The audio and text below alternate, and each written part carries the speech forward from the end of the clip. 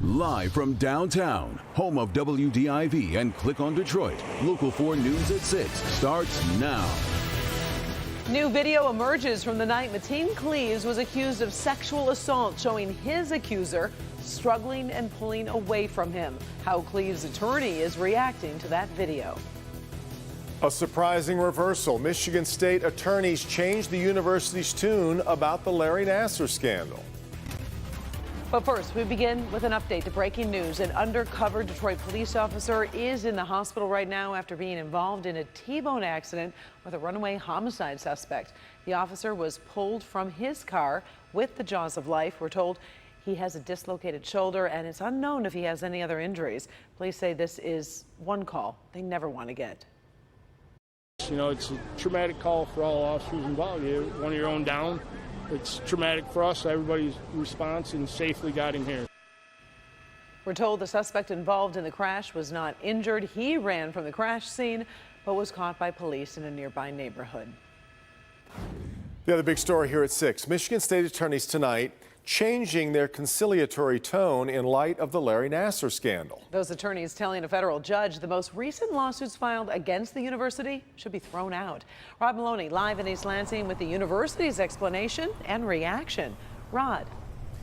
Yeah, hi, Karen. You know, this is a situation where a lot of the students who are now on campus, new for this school year, thought that the Larry Nassar scandal was behind them, that the university had sort of owned up to everything and it was time to move on. But tonight, that is not the case. In fact, a lot of the students were citing the former governor and the former president of MSU, John Engler, saying that his tough stance brought on a lot of protest. And they're feeling like that may be where they're headed again. He molested me on almost a weekly basis for 4 years. Back in February, as more and more Nassar victims surfaced and gave tearful testimony about the horrors Larry Nassar committed, then acting university president Satish Udpa fell on his sword. I realize the need to formally apologize and to effectively atone. To each of you and to the survivor community, I'm truly sorry you were subjected to the pain and humiliation of sexual assault. Yet 6 months later, the university's tune flipped once again. In a 900-page legal filing, MSU lawyers said, quote, Nassar committed horrible crimes. As a matter of law, however, the MSU defendants are not liable for his crimes. Plaintiffs' complaints must be dismissed. What's more, they said, those plaintiffs with standing failed to plead viable Title IX claims because they do not allege that Nassar's misconduct was reported to an appropriate person under the law or that MSU otherwise acted with deliberate indifference to alleged reports of sexual assault, end quote. These words didn't square with MSU students who were here last year for the Nassar scandal. I think they're just trying to pass the buck, and they should own responsibility. The whole climate on campus has been very, we're trying to be better, we're trying to change, the university kind of owning up to what they did. And so it does surprise me a lot that now they're saying we're not liable. It just doesn't make sense. So what's going on here? Well, it's a lot of legal jargon we're getting out of this. Now, essentially, there are 102 claims against the university in this particular case. 300 and change had already been settled, $425 million paid there, $75 million set aside for this. Now, the university today said that it has settled about 80 of the 102 cases and wants to settle the rest, but they say the judge told them that he wanted them to make a filing that would actually defend the university. And they say that's what this is, and so in many ways they believe this is a misreading of what was actually in the legal proceedings. Back to you. So, Rod, have you heard from any of the victims about this? Well, no. One of the attorneys who's involved, who represents a number of the victims in this, said that they didn't want to come forward, but they were disappointed. At least that's what she told me. She also said that the university was quite aggressive in its pleadings, and it really did hurt emotionally many of these people who were already trying to deal with what happened to them in the past, and this attorney felt that this was completely unnecessary. All right. Thank you, Rod.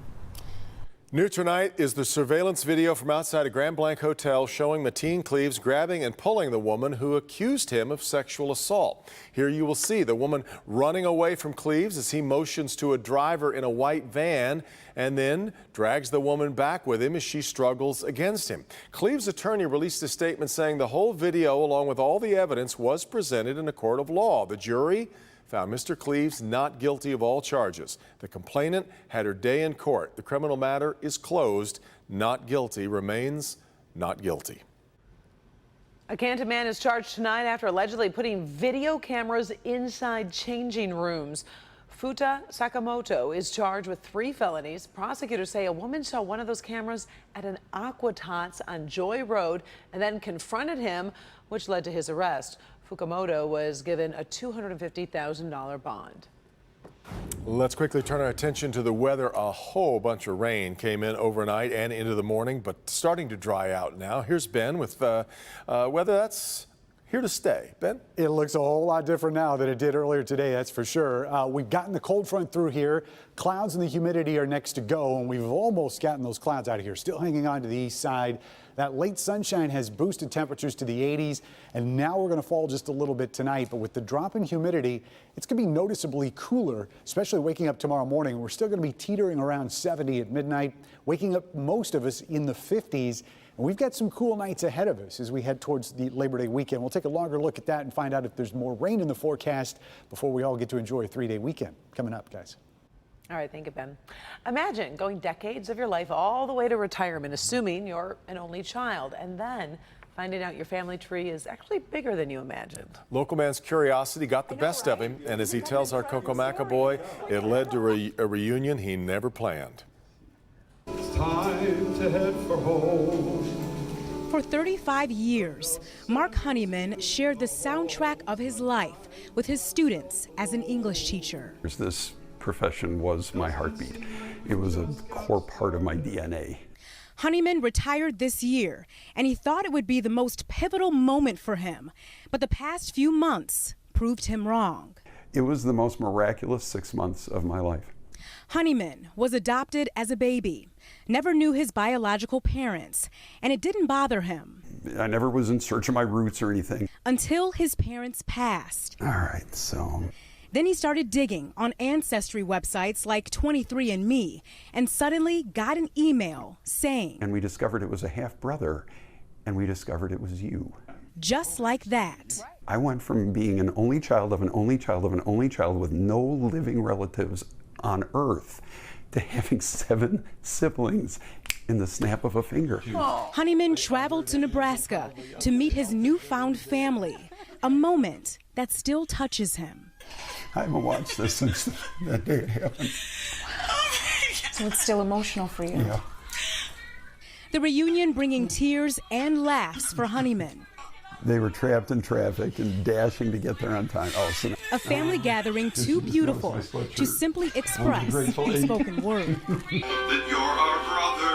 Honeyman wrote a song just for his 7 siblings months ago, and to this day, he still sings it. A part of me was still unborn. Honeyman's teaching chapter may be over, but a new stage is now unfolding. You know, I've got a family to explore. And it's just the beginning. Coco Macaboy, Local 4. So great that the family was so willing and open to him, right? What a blessing. Yeah, what a story. All right, Coco, let's turn our attention now to good health. The kids heading back to school, but experts say parents are the ones who may need a class in social media safety. So very true. Dr. Frank McGeorge here to explain why now is an especially critical time to monitor your kids online. Yeah, Karen and Devin, you know, the start of the school year can actually mean the start of increased cyberbullying and other online dangers. In fact, by one estimate, more than half of kids have some type of social media account by the age of 12, meaning safety concerns start early. Cell phones, computers, tablets, they can outnumber textbooks in some schools these days. Common Sense Media reports nearly 90% of teens have smartphones, and many say social media made them feel excluded, lonely, or bad about themselves at times. We don't get a break from social media. Dr. Joseph Osterman advises parents to monitor children's offline behavior as well as their online activity for indications that they've experienced something negative on social media. You may have a bad couple of days and not feel well as a teenager, but you should bounce back. And it's really when it becomes sustained, when there's weeks where you're just seeing irritable and down and socially isolating. Including cyberbullying. Spark, a service that monitors kids' texts, emails, and websites for parents, found more than 60% of tweens and 70% of teens experience it. Children are becoming introduced to these digital dangers much earlier than you would think. Middle school principal Keith Griffin suggests parents take a more active role. Treat it like you're training them to drive a car. Spend time talking, communicating, going over your home rules about how to use it. Don't let them overuse it.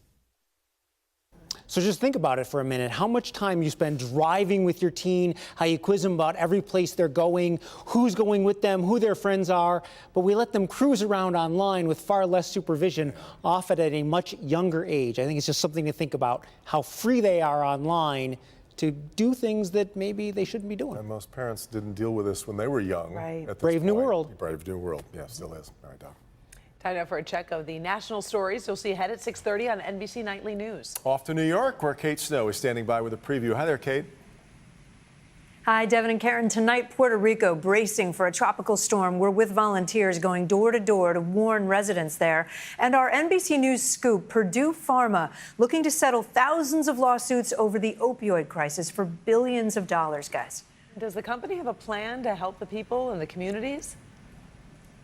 So if this goes forward, Purdue would declare Chapter 11 bankruptcy, and states, cities, and towns could then use the settlement money to pay for treatment programs. We'll have a lot more coming up on Nightly News. Fascinating wrinkle to a story that's obviously, we're still writing all the chapters of this book. All right, much more coming up about 20 minutes. Thanks, Kate. Still to come, the Detroit Youth Choir performs on America's Got Talent tonight, live in Los Angeles. We caught up with them shortly before their dress rehearsal this afternoon, what they're saying and how you can support them. This is not your ordinary farm. All we want to do is make sure that the animals have a forever home. And there's a turkey you have to meet.